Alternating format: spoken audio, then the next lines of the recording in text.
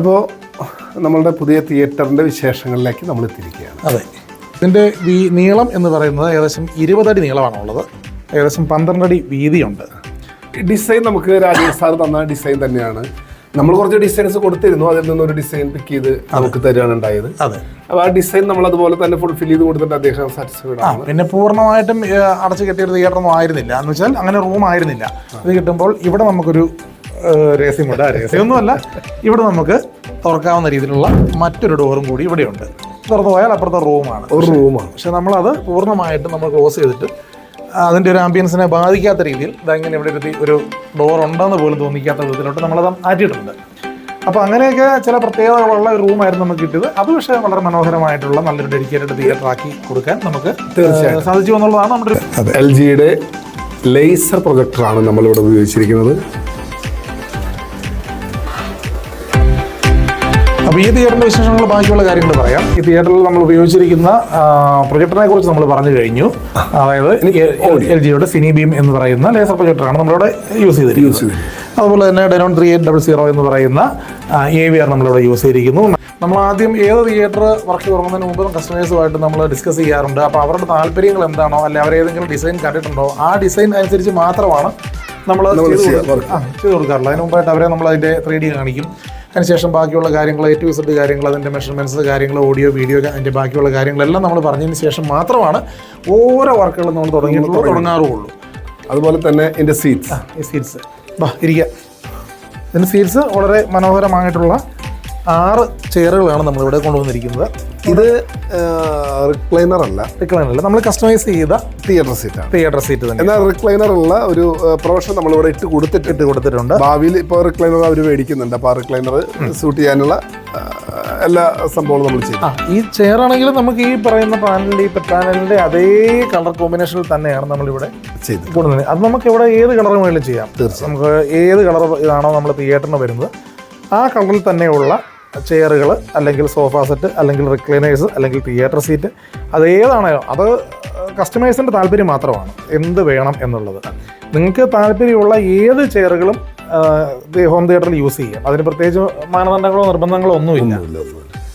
ഇത് പ്രത്യേകം പറയാനുള്ളത്, ഹോം തിയേറ്റർ എന്ന് പറഞ്ഞത് ഒരു കസ്റ്റമൈസ് ഏരിയ ആണ്. തീർച്ചയായിട്ടും നമുക്ക് എന്താണോ താല്പര്യം, ഏത് ഡിസൈനാണോ താല്പര്യം, ഇനി ഗാലക്സിയോ എന്തോ നമ്മുടെ കസ്റ്റമറുടെ ചിന്തയിൽ വരുന്ന എന്തും നമുക്ക് കസ്റ്റമൈസ് ചെയ്തെടുക്കാൻ കൂട്ടുകയോ കുറയ്ക്കുകയോ ചെയ്യാം.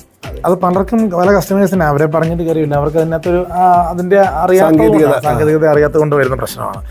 കാരണം ഒരു തിയേറ്ററിലെ പോലെ ആയിരിക്കില്ല ഒരിക്കലും മറ്റൊരു തിയേറ്ററിൽ വരുന്നത്. കാരണം നിങ്ങളൊരു ഫോട്ടോ കണ്ടിട്ടോ അല്ലെങ്കിൽ മറ്റൊരു തിയേറ്റർ കണ്ടിട്ടോ ആ തിയേറ്ററിന് വിസിറ്റ് ചെയ്തിട്ട് അതുമായിട്ട് കമ്പയർ ചെയ്ത് നമ്മുടെ തിയേറ്ററിൽ അതുപോലെ തന്നെ വേണമെന്ന് പറയാൻ പറ്റില്ല. കാരണം എന്താ, അതുപോലെ വേണമെങ്കിൽ ചെയ്യാം, പക്ഷേ അവിടെ ബഡ്ജറ്റാണ്. ഇതിൽ വേറൊരു പ്രശ്നമുണ്ട് ഷൈജു.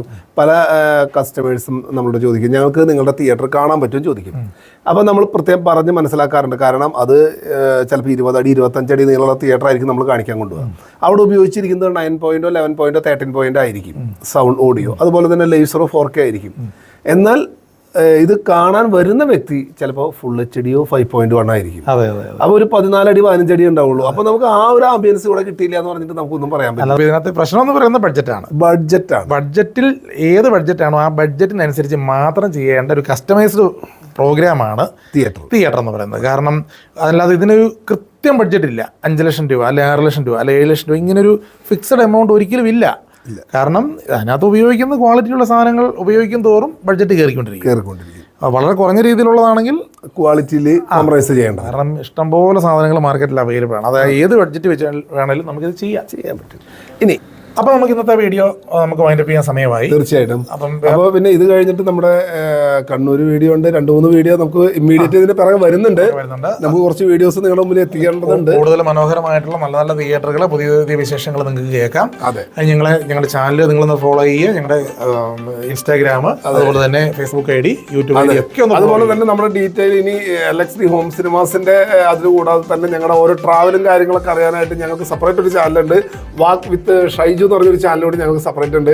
അപ്പൊ അതും കൂടി നിങ്ങളൊന്ന് ഫോളോ ചെയ്ത് കഴിഞ്ഞാൽ അതിന്റെ പ്രൊമോഷൻ ആണോ ഇത്? അതും കൂടി നടന്നോട്ടെ. അല്ല അത് കുഴപ്പമില്ല. അപ്പൊ അതുകൂടെ കൊടുത്ത് പോയിക്കോട്ടെ. പിന്നെ ഞങ്ങളെ കുറിച്ചുള്ള എല്ലാ കാര്യങ്ങളും ബാക്കിയുള്ള കാര്യങ്ങൾ തിയേറ്ററിന്റെ ഫോട്ടോസ് വീഡിയോസ് ഒക്കെ നിങ്ങൾക്ക് കാണണമെങ്കിൽ ഞങ്ങളുടെ വെബ്സൈറ്റ് ഉണ്ട്, www.LST Creative Private Limited എന്ന് പറയുന്ന വെബ്സൈറ്റ് സന്ദർശിച്ചാൽ നിങ്ങൾക്ക് ബാക്കിയുള്ള ഈച്ച് ആൻഡ് എവരിത്തിങ് കാര്യങ്ങൾ നിങ്ങൾക്ക് അതിനകത്ത് അറിയാൻ പറ്റും. ഇല്ലെങ്കിൽ ഞങ്ങളെ ഡയറക്റ്റ് കോൺടാക്ട് ചെയ്യുക. ഞങ്ങൾ വേറെ മാനേജർമാരെയോ അല്ലെങ്കിൽ PAമാരെയോ ആരെയും ഏൽപ്പിച്ചിട്ടില്ല. ഞങ്ങൾ തന്നെയായിരിക്കും ഡയറക്റ്റ് കോൾ എടുക്കുന്നത്. വിളിച്ചു കഴിഞ്ഞാൽ നിങ്ങൾക്ക് എപ്പോൾ എനി ടൈം നിങ്ങൾക്ക് ഞങ്ങളെ വിളിക്കാം.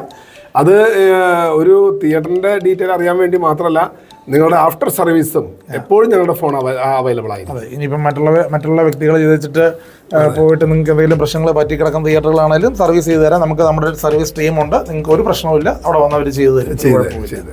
അപ്പോൾ നമ്മൾ ഇന്നത്തെ വീഡിയോ വൈൻഡപ്പ് ചെയ്യാണ്. അപ്പോൾ ഉടനെ പുതിയൊരു വീഡിയോ ആയിട്ട് ഞങ്ങൾ നിങ്ങളുടെ മുന്നിൽ വരും. മറ്റൊരു വീഡിയോ ആയി കാണും വരെ ഗുഡ് ബൈ.